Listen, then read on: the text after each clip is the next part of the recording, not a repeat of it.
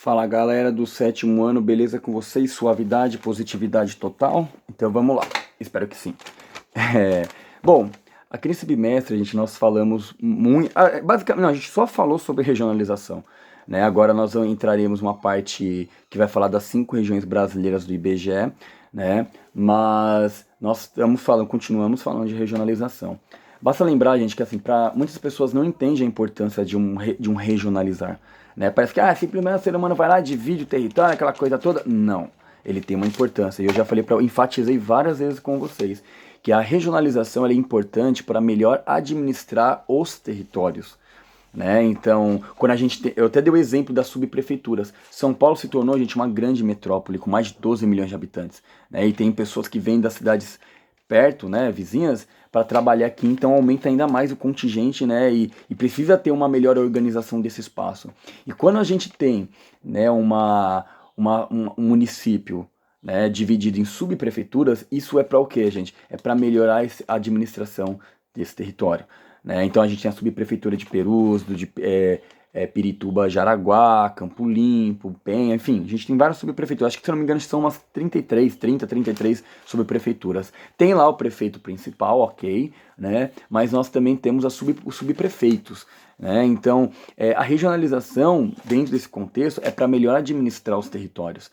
Né? Eu até comentei sobre a questão das cores dos ônibus. Dos anos 2000 para cá, a prefeitura, para melhor, para as pessoas conseguirem se localizar, né, os seus ônibus, né, e também para as empresas poderem se organizar nesse espaço, a prefeitura começou a introduzir cores nos ônibus, que antigamente não tinha. Então tem o ônibus verde e branco, esse que atua em grande parte da zona norte de São Paulo, zona oeste, né? Tanto que a gente pega alguns ônibus em Perus, vai para lá, para Barra Funda, né? Tem alguns ônibus amarelo amarelo e branco, é mais da zona leste, né? Aí tem alguns lá, branco e vinho, vermelho, enfim, tem várias cores. Muitas pessoas não sabem que essas cores, elas representam regiões da cidade de São Paulo. Às vezes a pessoa simplesmente foi para enfeitar. Não, não é, tá? Então, se você estiver perdido em São Paulo, vê um ônibus lá verde e branco, né, cor do Palmeiras, maravilha, né? É mais para quê, gente? Ali a pessoa, se ela souber dessa informação, ela sabe que aquele ônibus atua para a região central, ali para a zona oeste e parte da zona norte. Olhar o ônibus amarelo e branco, sabe que é para a zona leste, região central indo para a zona leste. Então esses ônibus, por exemplo, de determinadas cores, não vão ter em outras regiões. Por exemplo, para a gente ir ali para a região de Santana, que é da outra região aqui da zona norte, a gente tem que pegar pelo menos um dos ônibus ali, né, ir lá para Taipas, e lá a gente vai começar a já ver aqueles ônibus azul e branco. Esses daí, inclusive, tem linhas ali que vai para o metrô Santana. Né? Então essas cores é um tipo de regionalização, tá bom? Então essa regionalização é para que as pessoas tenham noção onde cada empresa atua dentro do município de São Paulo. Então é informação que talvez os pais, os responsáveis ou os familiares de vocês não saibam.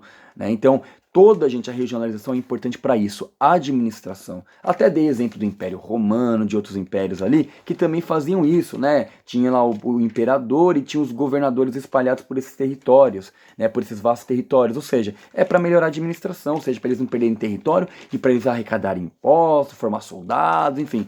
Então, o ser humano constantemente, há muito tempo, gente, ele faz de tudo para dominar os territórios e também para administrar esse território à sua maneira. Então, ele vai criando mecanismos para isso, tá? Mas dentro da apostila nós atuamos, a gente trabalhou 3 geógrafos muito importantes para o Brasil.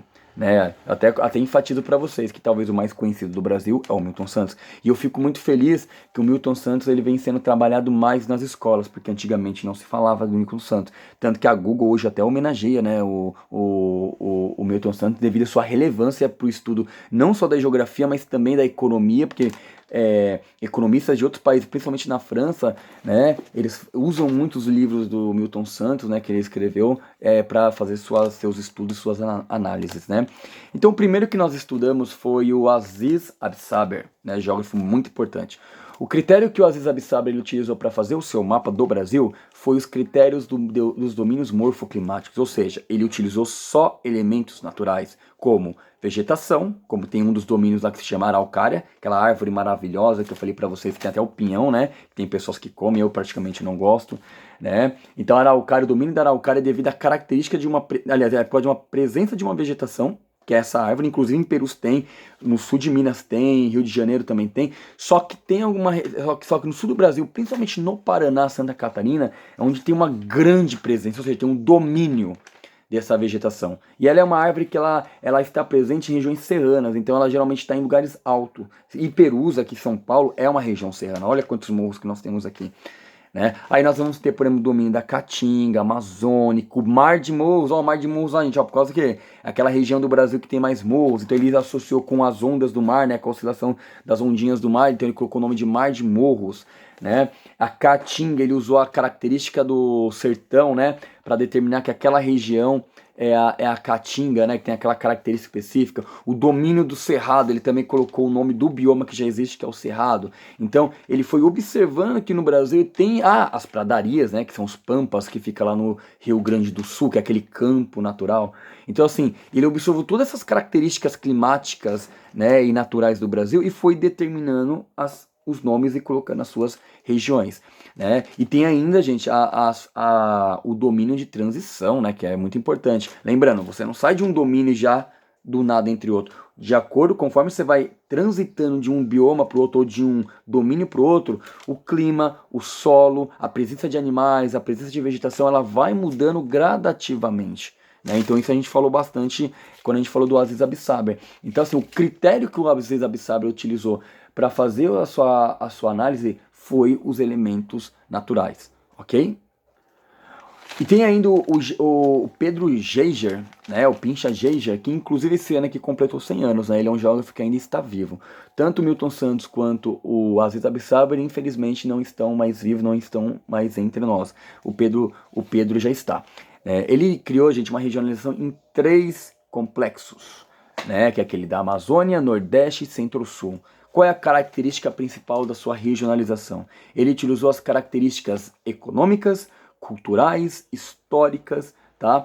Para determinar essas 3 regiões. Então, cada uma delas tem uma característica.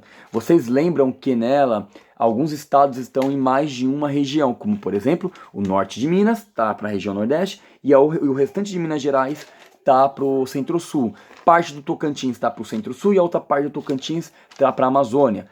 Metade do Maranhão está para o Nordeste e a outra metade para a Amazônia. Então o que significa isso? Ele percebeu que culturalmente e economicamente alguns estados estão subdivididos. Tem parte desses estados que parece mais culturalmente e economicamente com tal complexo e a outra parte desses estados se parece mais com outro. Então o que ele fez? Ele foi fazendo essa análise. Então dentro da regionalização do Pedro Geiger, né, alguns estados como Tocantins, Maranhão, Mato Grosso e também Minas Gerais estão subdivididos em mais de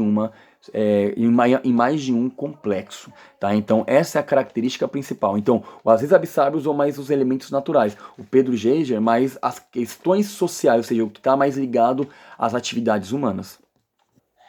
Já o Milton Santos, ele utilizou algumas características. O critério principal dele, gente, também tem a ver com os seres humanos, né? Mas o dele é mais a questão da tecnologia. Então, lógico, o Milton Santos ele morreu nos anos 2000. Ele não entrou nessa era da internet mais pulverizada entre o nosso cotidiano, não. Mas ele já sabia dentro das análises que isso um dia iria acontecer.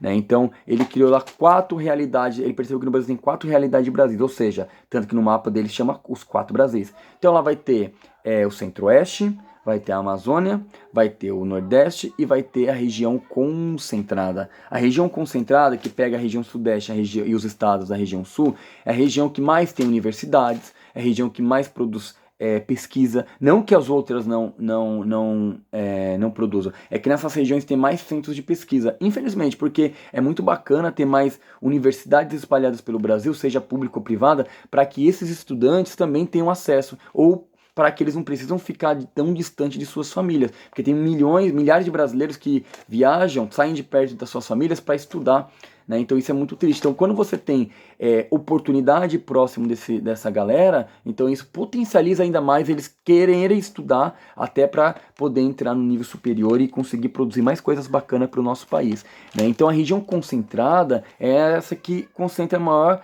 quantidade de centros de pesquisas e também é a região que tem a melhor infraestrutura da tecnologia da informação, né? Eu enfatizei com vocês, falei assim, gente, mas não é porque a região concentrada é mil maravilhas. Tem lugar aqui de São Paulo que a internet é horrível, né? Então, assim, a gente tem que entender que dentro da análise desses acessos da produção tecnológica e também dos acessos a alguns meios, principalmente de comunicação, que é da informação, por isso que ela é técnico-científico informacional, né, de maneira bem simplesinha para vocês entenderem. Algumas regiões do Brasil têm mais, outras têm menos. Por isso que é importante, ó, tanto que vai entrar aqui, ó, o fundo, cadê?